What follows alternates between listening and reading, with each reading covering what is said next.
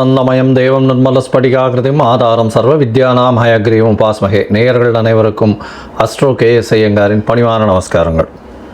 மாத பலன் வைகாசி மாதம் பராபவ வருஷம் 15/5/2026 14/6/2026 வரலும் உண்டான காலகட்டம். பொதுவாகவே மாத பலன்னு பார்க்கும்பொழுது சூரியன், செவ்வாய், புதன் மற்றும் சுக்கிரனுடைய மாற்றங்களை வச்சு மாதத்தினுடைய பலன்களை சொல்லுவோம். மாதங்கள் அப்படின்னு சொல்லும்போது நம்ம சௌரமான மாதத்தை எடுத்து சொல்கிறோம். சூரியன் ஒரு ராசியிலிருந்து அடுத்த ராசிக்கு செல்லக்கூடிய விஷயத்தை சௌரமானம்னு சொல்கிறோம். வைகாசி மாதம் அப்படின்னா ரிஷபத்தில் சூரியன் இருக்கும். சரி, இந்த மாதத்தினுடைய கோல்சாரம் என்ன, இந்த மாதத்தில் வரக்கூடிய விசேஷ நாட்கள் என்ன அப்படின்றத பார்க்கலாம். இந்த மாதத்தினுடைய கோல்சாரம்னு எடுத்தோமேயானால் மாதத்தின் அதாவது இந்த காலபுருஷ தத்துவத்தின் முதல் ராசியான மேஷத்தில் செவ்வாய், சூரியன், புதன் மற்றும் சுக்கிரன் இந்த 3 கிரகங்கள் ரிஷபத்தில், குரு மிதுனத்தில் இருக்கார், சிம்மத்தில் கேது, ராகு பகவான் கும்பத்திலையும், மீனத்தில் சனி. இது ராகு கேத்துக்குள்ளே எல்லா கிரகங்களும் உள்ளே வருது. இந்த மாதம் பிறக்கும் பொழுது பார்த்தாலேயானால் அப்படி இருக்குது. இந்த மாதத்தில் வரக்கூடிய சில மாற்றங்கள் என்ன அப்படின்னு பார்த்தாலேயானால் சுக்கிரன் 15ஆம் தேதி அன்றைக்கே மிதுனத்துக்கு போயிடுறார். அதற்கு பிறகு பார்க்கும் பொழுது 26ஆம் தேதி அன்னைக்கு 3 மாற்றங்கள் நிகழ்கிறது. அதில் ஒரு பெரிய மாறுதல் அப்படின்னு சொல்லக்கூடியது வருட கிரகமான குரு பெயர்ச்சி அடைகிறார். எங்கே? மிதுனத்திலிருந்து கடகத்துக்கு. தனியாக அதற்குன்னு ஒரு வீடியோ போடுறேன். அதாவது குரு பெயர்ச்சி பலன்கள் ஒரு ராசியாக தனியாக போடுறேன், அதையும் பாருங்கள். அது 26/5 அன்னைக்கு. அதற்கு பிறகு பார்த்தோம்னா 26/5 அன்னைக்கே சுக்கிரன் மிதுனத்திலிருந்து கடகத்துக்கு வர்றார். அது தவிர புதன் ரிஷபத்திலிருந்து மிதுனத்துக்கு போகிறார். இது இந்த மாதத்தினுடைய மாற்றங்களாக இருக்குது. சரி, இந்த மாதத்தில் வரக்கூடிய விசேஷ நாட்கள் என்ன அப்படின்னா 16/5/2026 அன்னைக்கு அமாவாசை, வைகாசி மாதத்தினுடைய அமாவாசை. அதற்கு பிறகு 28/5/2026 அன்னைக்கு அக்னி நட்சத்திரம் முடிவு.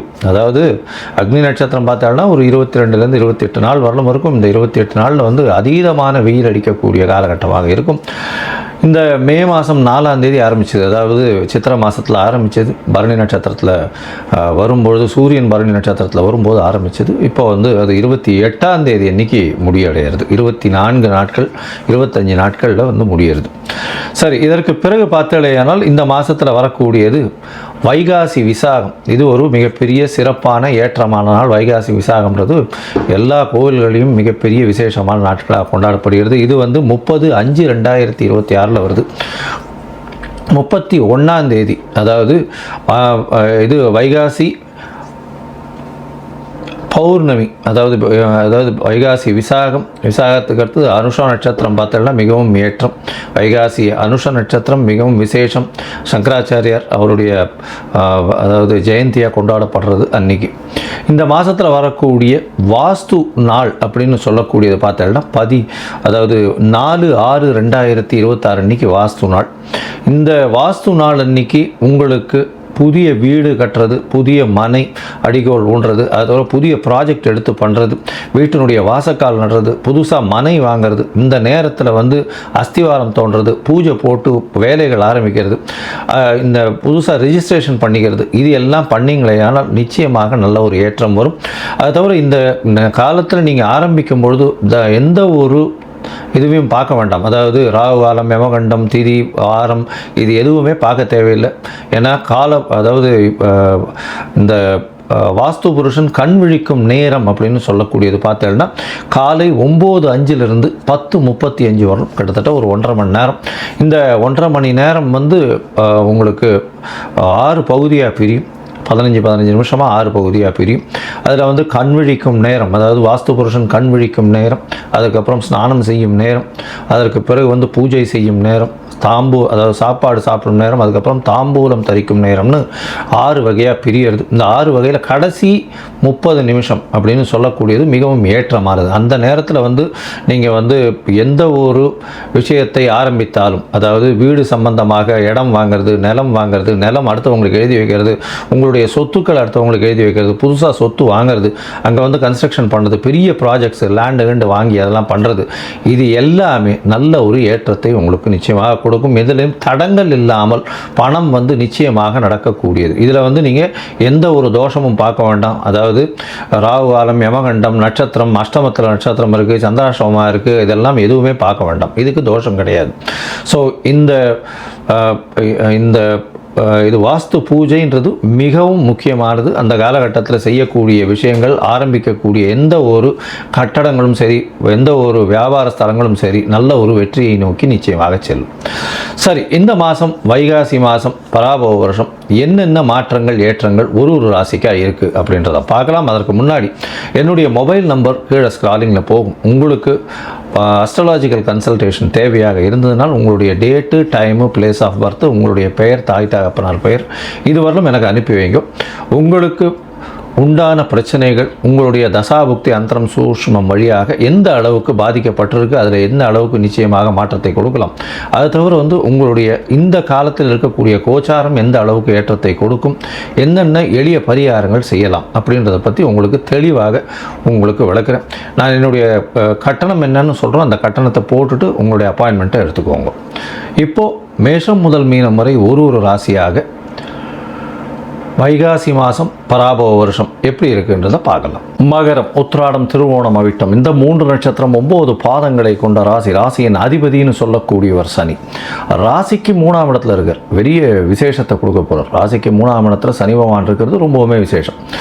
ஏன்னா 3ஆம் இடம்னு சொல்லக்கூடியது முயற்சி ஸ்தானம். இதில் வந்து தடங்கள் வந்தாலும் அதை மாற்றி நிச்சயமான வெற்றி கொள்ளக்கூடிய வாய்ப்பு மிகவும் அதிகம். 3ஆம் இடத்தில் இருக்கக்கூடிய சனி முடிசூடாமன்னு சொல்லக்கூடியது. சரி, இந்த மாதம் வைகாசி மாதம் 15/5/2026 14/6/2020 வரலும் உண்டான காலகட்டம். இந்த காலகட்டத்தில் பராபவ வருஷம் வைகாசி மாதத்தில் பார்த்தீங்கன்னா உங்களுடைய ராசிக்கு 2ஆம் இடத்துல ராகு பகவான், 3ஆம் இடத்துல சனி பகவான் இருக்கார். பொதுவாகவே மாத கிரகங்கள்னு சொல்லக்கூடிய சூரியன், செவ்வாய், புதன் மற்றும் சுக்கிரனுடைய மாற்றங்களை சொல்லுவோம். இந்த மாதம் உங்களுடைய ராசிக்கு 4ஆம் இடத்துல கேந்திரம் பெற்று ஆட்சி பெற்று இருக்கக்கூடிய செவ்வாய் பெரிய ஏற்றத்தை கொடுக்க போகிறார். ரியல் எஸ்டேட் பிஸ்னஸில் இருக்க வாழ்க்கெல்லாம் பெரிய ஏற்றம் கிடைக்க போகிறது. மண், ஜல்லி, ரியல் எஸ்டேட், சிவில் கான்ட்ராக்டர் இவங்களுக்கெல்லாம் பெரிய மாற்றம் இருக்கும். அயர்ன் அண்ட் ஸ்டீலு, அது தவிர வந்து மைனிங் செக்டர், இதிலெல்லாம் வந்து பெரிய ஏற்றம் கிடைக்கக்கூடிய காலகட்டமாக அமைப்போகிறது. உங்களுடைய ராசிக்கு 4ஆம் இடத்துல இருக்கக்கூடிய செவ்வாய் பகவான் ஆட்சி பெற்று இருக்கிறதுனால படிக்கக்கூடிய மாணவர்களுக்கு பெரிய ஏற்றம் கிடைக்கக்கூடிய வாய்ப்புகள் நிச்சயமாக உண்டு. மருத்துவம் சார்ந்த படிப்புகள் படிக்கக்கூடிய வாய்ப்புகள் இந்த காலகட்டத்தில் வரும். உங்களுடைய ராசிக்கு 4ஆம் இடத்துல இருக்கக்கூடிய செவ்வாயின் மூலியமாக புதிய வீடு மனை வாங்கக்கூடிய பாக்கியம் நிச்சயமாக வரும். 5ஆம் இடத்துல பார்த்தோம்னா சூரியன், புதன் 2 பேரும் இருக்கா. சுக்கிரன் வந்து இந்த மாதம் ஆரம்பித்து 15ஆம் தேதி அன்றைக்கே சுக்கிரன் 6ஆம் இடத்துக்கு போயிடுறார். குருவோடு சேர்ந்து இருக்கார். பரிவர்த்தனை யோகத்தில் சுக்கிரனும் புதனும் பரிவர்த்தனை யோகத்தில் ஆட்சி பெற்று இருக்கிறது பெரிய விசேஷம். இதன் மூலியமாக உங்களுடைய மிகப்பெரிய யோகர்னு சொல்லக்கூடிய 5/10க்கு உண்டான சுக்கிரன் 5ஆம் இடத்துல இருக்கிறது மூலியமாக குழந்தைகளால் பெருமை வரக்கூடிய காலகட்டமாக அமைப்போகிறது. உங்களுடைய ராசிக்கு 5ஆம் இடத்தில் இருக்கக்கூடிய சூரியன் மூலியமாக பதவி, புகழ், அந்தஸ்து, கௌரவம்லாம் வரக்கூடிய வாய்ப்புகள் இந்த காலகட்டத்தில் அமையும். ராசிக்கு 6ஆம் இடத்துல பார்த்தேனால் பரிவர்த்தனை யோகத்தில் புதன் ஆட்சி பெற்று இருக்கிறதுனால புதிய கடன் உருவாகும். அதை தவிர உடல் நலத்தில் நல்ல ஒரு ஏற்றம் இருக்கக்கூடிய வாய்ப்புகள் நிச்சயமாக இருக்கும். உங்களுடைய ராசிக்கு 7ஆம் இடத்துக்கு குரு பகவான் போகிறார். எப்போ 26/5/2026 அன்றைக்கி குரு பகவான் பெயர்ச்சியாக 7ஆம் இடத்துக்கு போகிறார். இந்த காலகட்டத்தில் சுக்கிரனும் சேர்ந்து போகக்கூடிய காலகட்டமாக அமையாது. சமசப்தபத்தில் குருவும் சுக்கிரனும் இருக்க காலத்தில் நிச்சயமாக திருமணம் ஏற்படக்கூடிய வாய்ப்புகள் நிச்சயமாக உண்டு.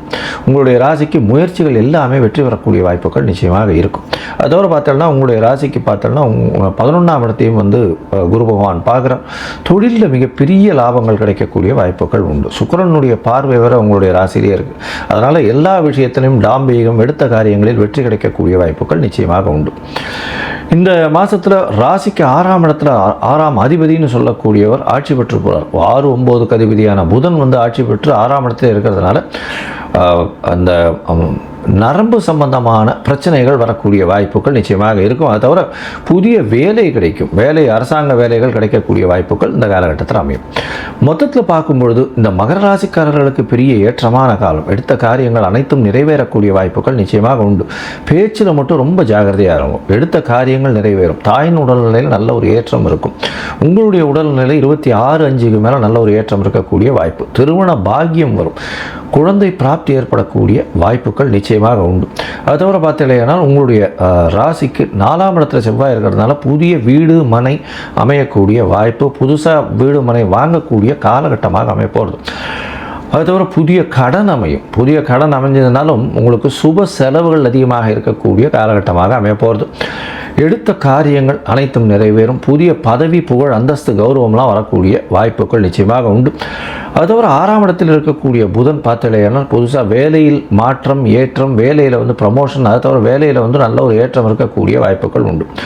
இந்த மகர ராசிக்காரர்கள் சட்டம் ஒழுங்கு, அது தவிர மைனிங் செக்டர், இரும்பு, அது தவிர கருநில மண், இந்த மாதிரியான விஷயம், சிமெண்ட்டு, ஜல்லி, இந்த மாதிரியான வியாபாரங்கள் செய்பவங்க, காவல்துறை, அது தவிர சட்டம் ஒழுங்கு, இது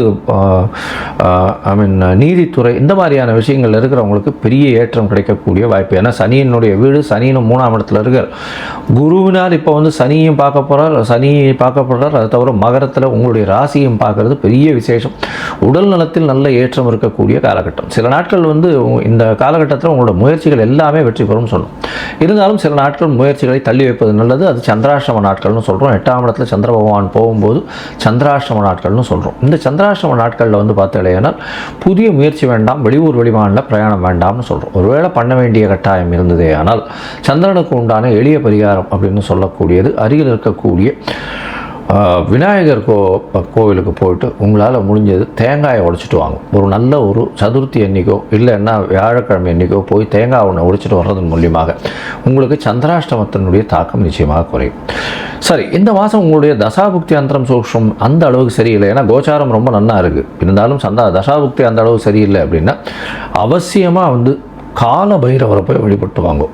அதாவது சிவன் கோவிலில் வடகிழக்கு மூலையில் இருப்பார் கால பைரவர் சனி பகவானுக்கு குருநாதர்னு சொல்லக்கூடியவர். அவரை போய் வழிபட்டுட்டு வாங்க. உங்களுக்கு எந்தவித தடங்களும் தாண்டி நீங்கள் வெற்றி பெறக்கூடிய வாய்ப்புகள் நிச்சயமாக உண்டு.